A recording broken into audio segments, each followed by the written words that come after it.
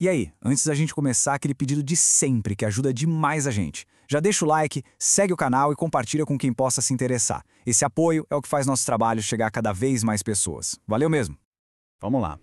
Hoje a gente vai desmontar a lógica que existe por trás de uma acusação criminal. Como é que a justiça olha para uma situação e decide se aquilo é de fato um crime? É um processo de 3 etapas, um verdadeiro passo a passo, que é essencial para entender não só os crimes contra o patrimônio, mas o direito penal como um todo.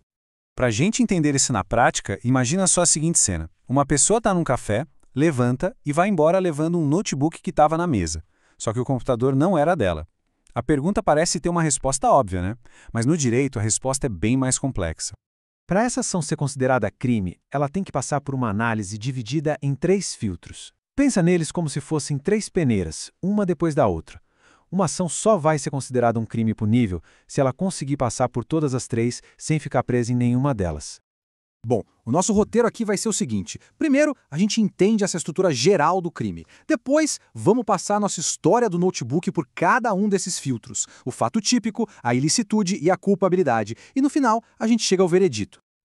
Ok, vamos ao primeiro filtro, o fato típico. A pergunta aqui é bem direta. A ação que aconteceu no mundo real, pegar o notebook, se encaixa perfeitamente na descrição de algum crime que está lá, escrito no Código Penal? O fato típico é exatamente isso, um encaixe perfeito, como uma chave na fechadura. A lei descreve o crime de furto como subtrair, para si ou para outrem, coisa alheia móvel. A ação de pegar um notebook que não é seu parece que se encaixa direitinho nisso, né? A princípio, sim. Mas calma, é aqui que a nossa história do notebook já pode ter um fim. Se a pessoa pegou o aparelho achando que era o dela porque era um modelo idêntico, por exemplo, a gente tem o que se chama de erro de tipo. Ela se enganou sobre um elemento da realidade. E esse engano tira a intenção de furtar. Sem a intenção, a conduta para logo nesse primeiro filtro. Não é um fato típico. Ok, vamos em frente. Vamos imaginar que a pessoa sabia sim que o notebook não era dela. O ato passou pelo primeiro filtro, é um fato típico, mas a análise não para por aí. Agora a pergunta muda. Mesmo sendo uma ação descrita como crime, existia alguma justificativa na lei para ela ter feito aquilo? É que a lei, muito sabiamente, prevê algumas situações bem específicas em que uma pessoa pode cometer um ato que parece crime, mas não é. São as chamadas excludentes de ilicitude. Elas funcionam como um vale-passe, uma autorização legal para agir daquela forma. São essas 4 aí na tela. Pensa só, quebrar a janela de um carro é um fato típico de dano ao patrimônio, certo? Mas e se foi para salvar uma criança presa lá dentro num dia de calor?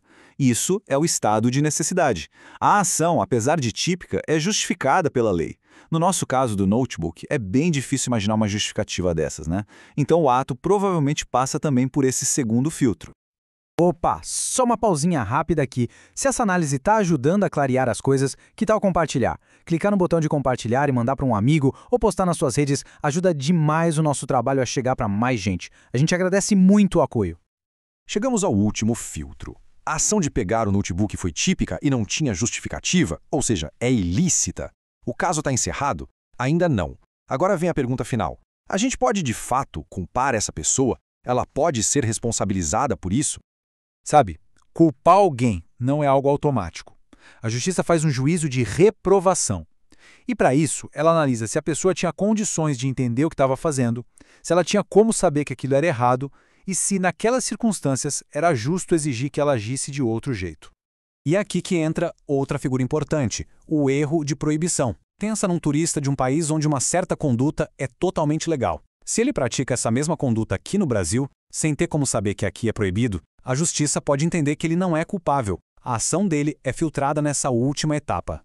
Certo, passamos o nosso caso por toda essa máquina de análise. E agora, qual é o resultado final de tudo isso? Como o sistema chega a uma conclusão?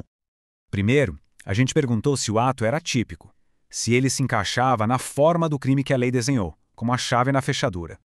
Depois, a gente se perguntou se o ato era ilícito, ou seja, se ele era contrário à lei, se não havia nenhuma justificativa, nenhum vale-passe legal para aquela ação. E por fim, a gente avaliou se a pessoa era culpável, se ela merecia uma reprovação da justiça pelo que fez, se tinha condições de entender e agir diferente. E aí a gente chega na equação final da justiça penal. Um fato só é considerado um crime que merece punição se ele for ao mesmo tempo típico, ilícito e culpável. Se faltar qualquer um desses 3 elementos, a gente pode ter um problema, uma questão civil, mas um crime, não. E tudo isso leva a gente a pensar, né? Esse sistema todo lógico, todo estruturado, foi criado para garantir a justiça, para que ninguém seja punido indevidamente. Mas será que essa precisão toda, essa complexidade, sempre leva a um resultado justo? Ou será que às vezes o caminho se torna tão complexo que vira um obstáculo? Fica aí a reflexão. Pessoal, muito obrigado pela companhia. Quem gostou dessa análise e quer mais conteúdo assim, inclusive com versões em áudio para ouvir no trânsito, na academia, onde for, não deixa de seguir o DireitoCast lá no Spotify. E claro, se esse conteúdo foi útil, deixar o like aqui é super importante. É um gesto rápido que ajuda a plataforma a mostrar essa análise para mais gente que tem interesse no assunto. Esse apoio faz toda a diferença para a gente. E para mais análises em vídeo nesse formato com os slides para facilitar o entendimento, é só procurar por DireitoCast, tanto no YouTube quanto no TikTok. A gente se vê na próxima.